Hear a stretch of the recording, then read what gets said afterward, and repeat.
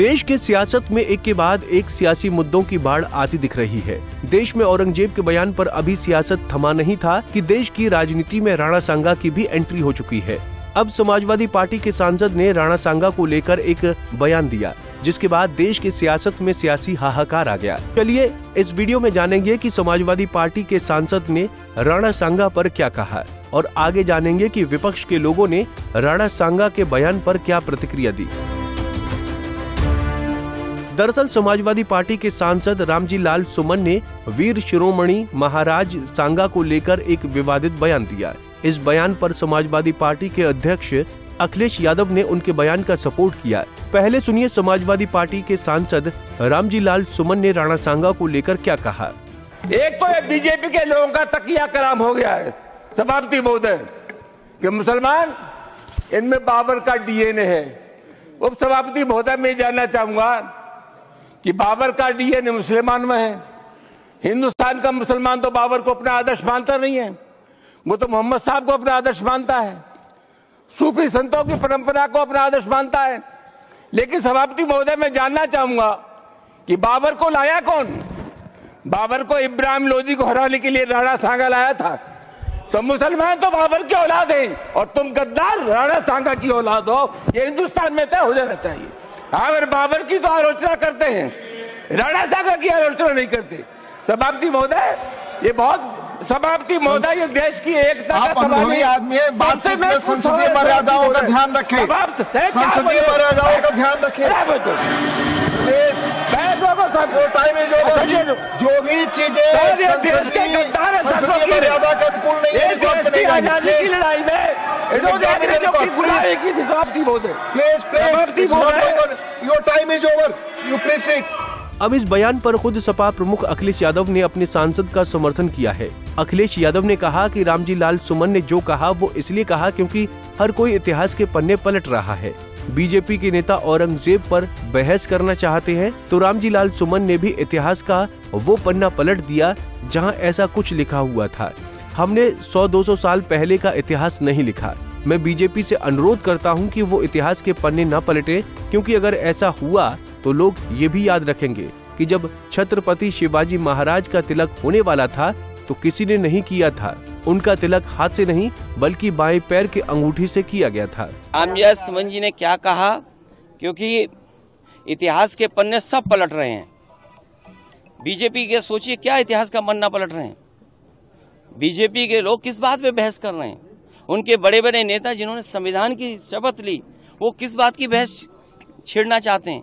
औरंगजेब की बहस छेड़ना चाहते हैं।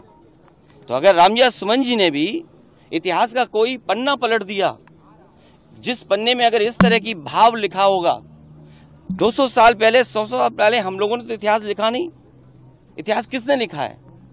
इसलिए भारतीय जनता पार्टी से पूरे उत्तर प्रदेश की हमारी समाजवादी पार्टी की तरफ से निवेदन है कि इतिहास के पन्ने ना पलटें, क्योंकि इतिहास के पन्ने अगर पलटे जाएंगे तो लोग ये भी याद करेंगे कि छत्रपति शिवाजी महाराज जब उनका तिलक होना था तो किसी ने उनका तिलक नहीं किया और हाथ से तिलक नहीं किया गया। सुनने में आ रहा है कि पैर के बाएं अंगूठे से उनका तिलक किया गया था। क्या भारतीय जनता पार्टी इस बात की निंदा करेगी? आज जो लोग विकसित भारत का सपना देख रहे हैं, आप इतिहास के पन्ने पलटिएगा। कभी गैलीलियो ने कहा था कि धरती कैसे घूम रही है, किसका चक्कर लगा रही है, उसे सजा दे दी थी, मौत हो गई थी उसकी। 400 साल बाद उस चर्च ने माफी मांगी उस बात को लेकर के। अगर भारतीय जनता पार्टी छत्रपति शिवाजी महाराज जी को मानती है और विकसित भारत का सपना देखती है, क्योंकि इटली विकसित भारत है, विकसित भारत उस तक पहुंचना चाहता है। इटली भी विकसित है, दुनिया में वो विकसित देश है। तो क्या अगर चर्च ने अपनी गलती स्वीकार की थी, माफी मांगी थी, तो छत्रपति शिवाजी महाराज जी का बाएं पैर के अंगूठे से तिलक हुआ, उसके लिए भारतीय जनता पार्टी माफी मांगेगी कि नहीं मांगेगी? राणा सांगा को गद्दार कहने पर सपा सांसद बुरी तरह फंसते जा रहे हैं। सपा सांसद के खिलाफ मध्य प्रदेश में सपा कार्य के सामने प्रदर्शन किया गया। करणी सेना ने सपा सांसद के मुंह पर कालिक पोतने और जूता मारने वालों को 5 लाख के इनाम देने की घोषणा भी की। आपको बता दें कि 21 दिसंबर समाजवादी पार्टी सांसद रामजी लाल सुमन ने राज्यसभा में मेवाड़ के राजा राणा सांगा को लेकर विवादित बयान से सियासी हाहाकार मचा हुआ है। सपा सांसद ने राणा सांगा को गद्दार कहा था। इस बयान पर विपक्ष ने जमकर घेरा है। राजस्थान के उप मुख्यमंत्री दिया कुमारी समेत कई नेताओं ने रामजी लाल सुमन के बयान पर जमकर निशाना साधा।